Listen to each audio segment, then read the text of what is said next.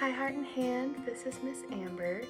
I miss all of you and I hope that you are having a really good week so far. I know the sunshine's been out, which has been really nice. I know that I've been loving that and I hope it's brought you guys some good time outside and some joy as well. So today's activity is called How We Feel and What We Can Do About It. So I know that feelings can be hard to talk about, but I know personally that a lot of feelings have been happening and coming up for me in the last couple weeks since we had a really long spring break start and since we've all been at home a lot more and with very similar people every single day, and it might feel a little bit different than how we've been living life before this time. So I know a lot of feelings have been coming up for me, and so I thought this could be a really good thing for us to do together, as I know some stuff might be coming up for you guys too. So my first question for you is, how are you all feeling this week? What specific feelings do you have when you think about the last 2 weeks? Do you have feelings of excitement, some feelings of joy, maybe some feelings of rest, maybe some frustration, some anxiousness, some boredom, lots of different feelings. So just take a second to think about that. You can write it down, you can share it with somebody, but I think it's just important to be aware of. For me, I've definitely had all the feelings that I just said in the last couple weeks. There's been moments where I've been really happy, I've been outside, walking around, talking to the people I live with that I really love. Those are really happy moments. I've also had some moments where I'm scared because I don't know what's going to happen, and there's a lot of different news we're seeing and a lot of things that are coming to us every single day. So I've also had some of those feelings too. Been frustrated, I've been sad, but I've also had moments where I felt peaceful and some rest too. So I think a lot of different feelings have been coming up for me as well in the last couple weeks. So today's activity is a little bit about all of the things we just talked about, but what you can do with all the different feelings that we're having.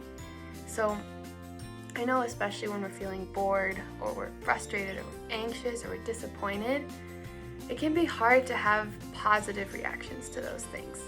And there are a lot of different feelings that are coming up for us right now, and they're giving us a lot of different messages. So what I want you to know is I'm telling you, you can feel all the feelings you're feeling. They're really, really important, and they're telling you something. Your body's feeling a certain way on purpose. But what we can't do is let our emotions run away with how we react and what we do to other people and to ourselves. And so you gotta let yourself feel a feeling deeply, but then what can we do with it? So there's something called the E plus P equals O. So the event plus your positive reaction can equal an outcome. And it can even just be event plus any reaction will get you an outcome, right? So what can we do? Let's say an event, okay? Let's say that you are with your friends or you're with your siblings and you're playing outside and somebody does something that they frustrate you. How you react to that frustration is going to create a specific outcome for you, right? So what we're gonna do for a moment is I want you to think of one event, one thing that's happened to you in the last couple weeks. It can be something that made you feel really good or something that didn't make you feel so good, and how you reacted and what happened. Okay, so let's take a second to do that and I'll do it with you.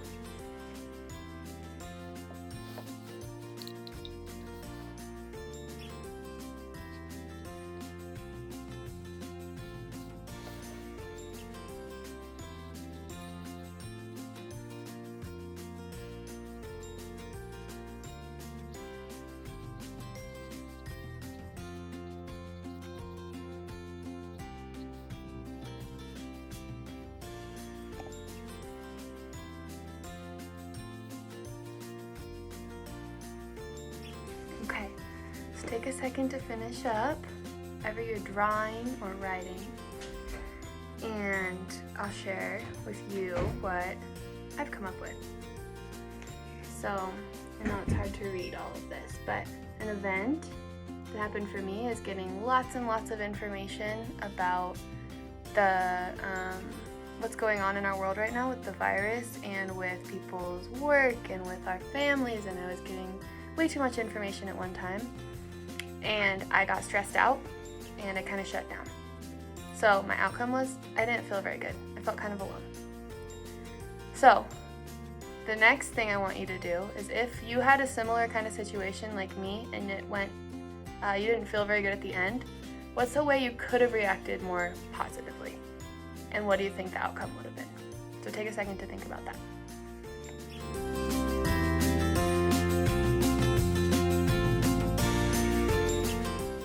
Okay. So when I was getting really overwhelmed with all this information and things were just coming at me from everywhere, I could have turned some of my devices off, my phone, my computer, all the noise that was coming at me, and gone outside or gone to talk to somebody about it and said I'm feeling this way.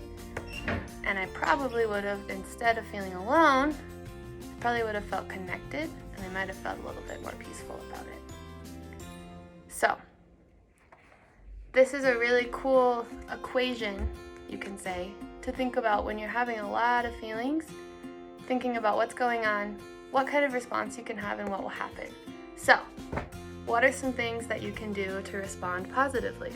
I'm sure you guys have a lot of great ideas, and I've seen you use them, such as going outside, going on a walk when you're feeling stressed out, running around. If you can go outside and ride your bike or shoot a basketball, even just in your driveway or in your street, that can be really helpful. Taking some big, deep breaths. Miss Sarah had an awesome video on here last week that you can watch to think about how to use your breath to calm down and to be present and to feel better. You can dance. Sometimes dancing just gets it all out. Miss Asia had an awesome video on dancing from last week you could look at. And sometimes it's talking to somebody about how you're feeling, just letting it all out and telling somebody you're feeling this way might help the outcome turn out a little bit differently.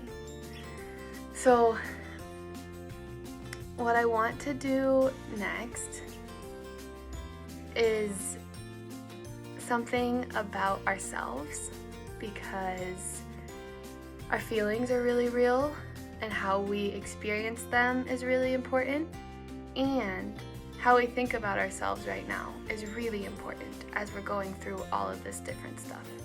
So, have you guys heard the word resilient?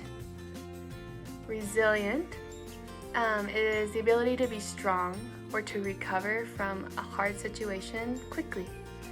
And this is something that can be hard to do, but I also believe that all of you have it. And so I also know sometimes it's hard to talk about our strengths. It's hard. I can get uncomfortable talking about the things that I'm good at. I know that can be challenging, but I also think it's really important, especially right now.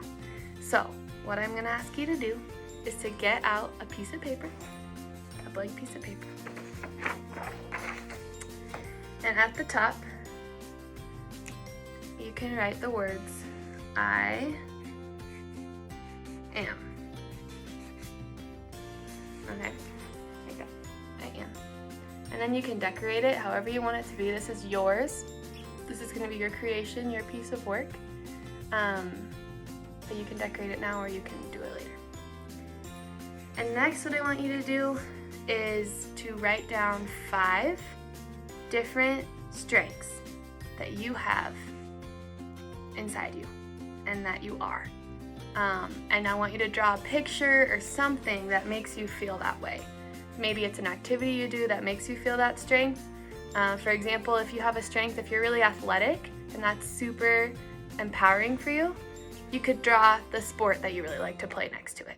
Something like that, okay? And so what I'm gonna do is I'm gonna put up a list of strength words for a couple minutes and let you all write down some of your strengths with a picture next to it for a little bit, okay?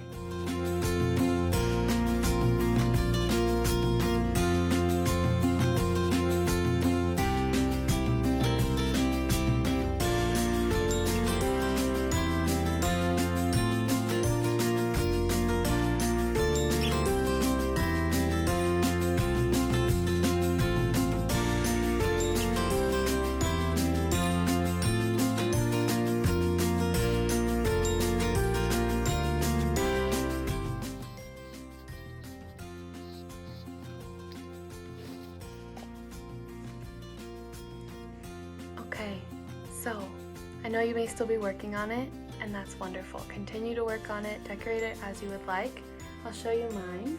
It said, I am confident, creative, adventurous, compassionate, and courageous. And those are the pictures that I can look at and remind me of the strengths that I have.